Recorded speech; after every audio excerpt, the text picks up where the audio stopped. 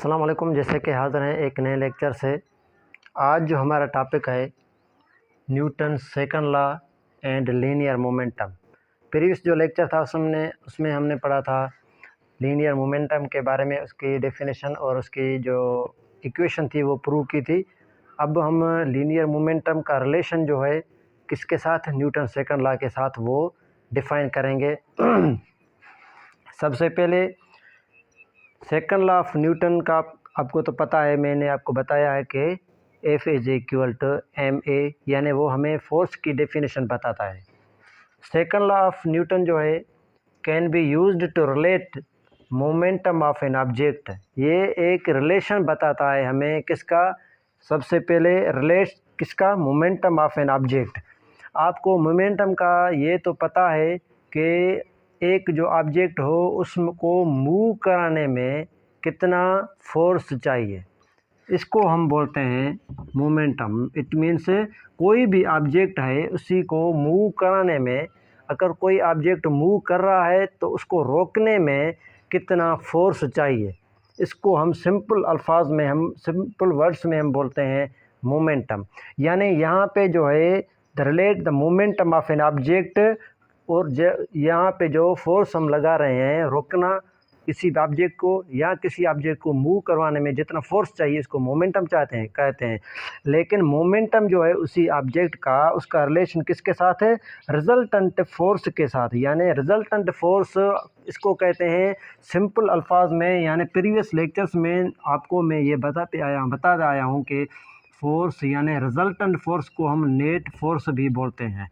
ये resultant force का मतलब होता है कि कोई भी ऑब्जेक्ट है हमारे पास, यहाँ पे लेट सपोज एनी ऑब्जेक्ट, कोई भी ऑब्जेक्ट है ये, इस ऑब्जेक्ट को कोई आए यहाँ से हिट करे यानी धक्का मारे, यहाँ से हिट करे, यहाँ से हिट करे, यहाँ से हिट करे, मीन्स कुछ ऑल साइड से, यहाँ से भी, यहाँ चारों साइड से एक ऑब्जेक्ट को 4 पर्सन इसको हिट कर रहे हैं। इस फोर्स का 5 Newton, let suppose 3 Newton, let suppose 2 Newton, let suppose 4 Newton. ये 5, 3, 2, 4 इसको यानी F1 plus F2 plus F3 plus F4, ये जो हमें मिलेगा रिजल्टेंट फोर्स यानी नेट फोर्स मिलेगा। नेट फोर्स यानी जो रिजल्टेंट फोर्स है उसको हम इस सिंबल से भी लिख सकते हैं, सिग्मा। सिंपल अल्फाज में सिग्मा F यानी रिजल्टेंट फोर्स है। ये क्या है हमारे पास, यानी रिजल्टेंट फोर्स जो है इसे कहते हैं ऑल फोर्स जो किसी भी ऑब्जेक्ट पे हिट कर रहे हैं। किसी भी ऑब्जेक्ट पे कोई फोर्स, एक या दो से ज़्यादा फोर्स अमल कर रहे हैं, एक्शन कर रहे हैं, तो उसका जो रिजल्टेंट बनता है, यानी उसका जो एडिशन करते हैं, उसका जो रिज़ल्ट बनता है, उस फोर्स को हम बोलते हैं रिजल्टेंट फोर्स। मीन से उसको सिग्मा F से डिनोट करते हैं सिंपल, और F नेट फोर्स से भी इसको डिनोट कर सकते हैं। तो यहाँ पे ये इक्वेशन है हमारे पास, यानी सिग्मा F। आपको मैंने यहाँ पे बताया सिग्मा F किसके बराबर है, सिग्मा S जो है यानी रिजल्टेंट फोर्स और नेट फोर्स जो है हमारे पास बराबर है F1, F2, F3, जितने भी फोर्सेस इस पे अमल कर रहे हैं। Fn का मतलब है नंबर ऑफ फोर्सेस, जितने भी फोर्सेस इस पे अमल कर रहे हैं उसको हम बोलते हैं रिजल्टेंट फोर्स। ठीक है, सारे का जो एडिशन को रिजल्टेंट फोर्स बोलते हैं। यहाँ पे हमने पढ़ा है प्रीवियस है resultant force sigma F is equal to delta P। Delta P का मतलब क्या है, डेल्टा का लफ्ज़ का जो मतलब है, वर्ड का मतलब है चेंज, और P हमारे पास मोमेंटम है। यानी मोमेंटम डेल्टा P यानी मोमेंटम में जो तब्दीली आएगी वो डिवाइड बाय टाइम में तब्दीली आएगी।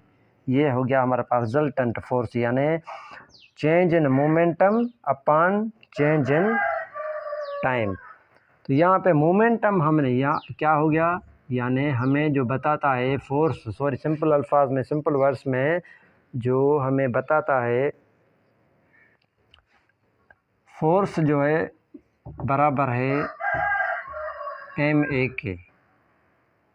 ये हमें according to Newton's second law of motion, Newton second law of motion जो बताता है फोर्स की डेफिनेशन बताता है, यानी F is equal to M A, ये क्या बताता है Newton second law of motion. अब यहाँ पे सिंपल कैलकुलेट क्या करने जा रहे हैं, consider Newton second law of motion. हमने कंसीडर क्या क्या ये हम कंसीडर कर रहे हैं Newton second law. Newton second law कौन सा है, F is equal to M A. यहाँ पे हम रिलेशन बता रहे हैं न्यूटन सेकंड लॉ और मोमेंटम के दरमियान, यानी linear momentum, relation between linear momentum and Newton's second law of motion. Second law of motion क्या बता रहा है, यहाँ पे बता रहा है F is equal to M A, यानी न्यूटन सेकंड लॉ में फोर्स की डेफिनेशन बता रहा है।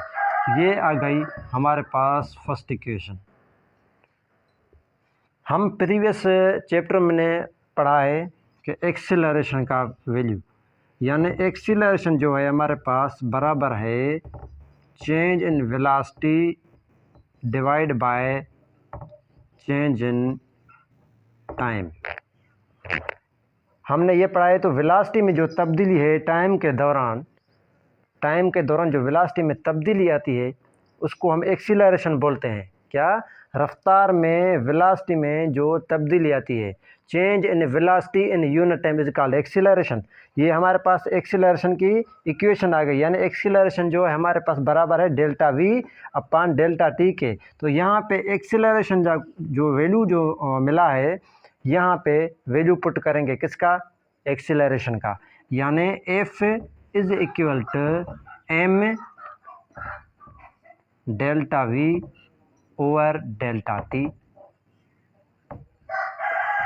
सिंपल हमने प्रीवियस में पढ़ के आए हैं कि जो हमारे पास मोमेंटम बराबर होती है, यानी एफ इज इक्वल टू, यानी ये एम डेल्टा वी, सिंपल अल्फाज में ये वेलोसिटी है, ये डेल्टा वी मीन्स क्या है, वेलोसिटी है, ये क्या है, एम है, यानी एम डॉट वी, सिर्फ एम वी, एम नहीं, हम एम वी हमने क्या पढ़ा है, इसके लेक्चर जो ये लेक्चर है, इससे प्रीवियस लेक्चर मैंने आपको बताया है मोमेंटम हमारे पास किसके बराबर है, यानी पी मोमेंटम है is equal to M V.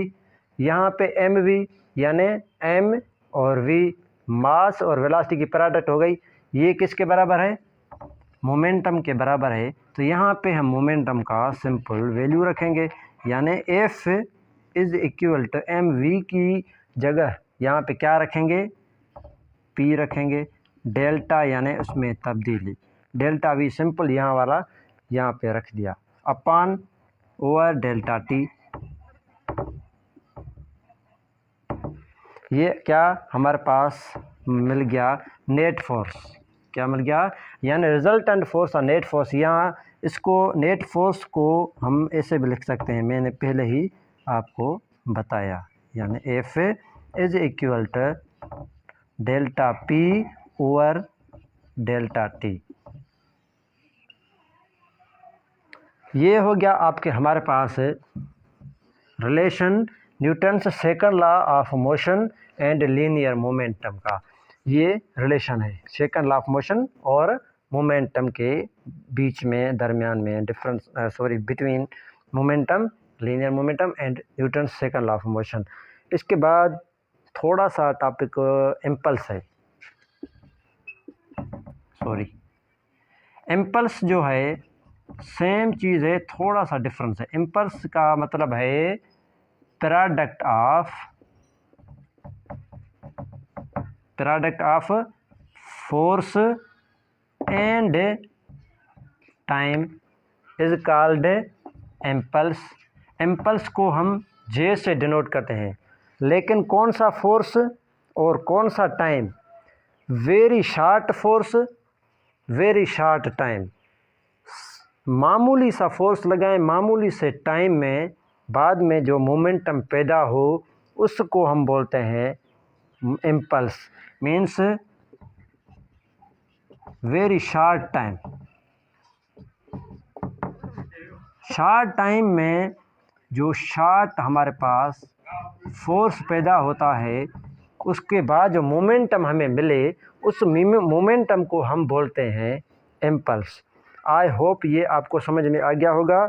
यहाँ पे जो हमारे पास मोमेंटम बराबर होगी डेल्टा पी के बराबर होगी, यानी ये जो J is equal to delta P क्या हो गया हमारे पास, इम्पल्स हो गया। यानी वेरी शॉर्ट टाइम में जो फोर्स और टाइम, जो वेरी शॉर्ट टाइम में very force short distance cover होता है, उसको हम बोलते हैं इम्पल्स। आई होप ये आपको समझ में आ गया होगा। हाज़िर होंगे अब किसी नए लेक्चर से। Thank you so much.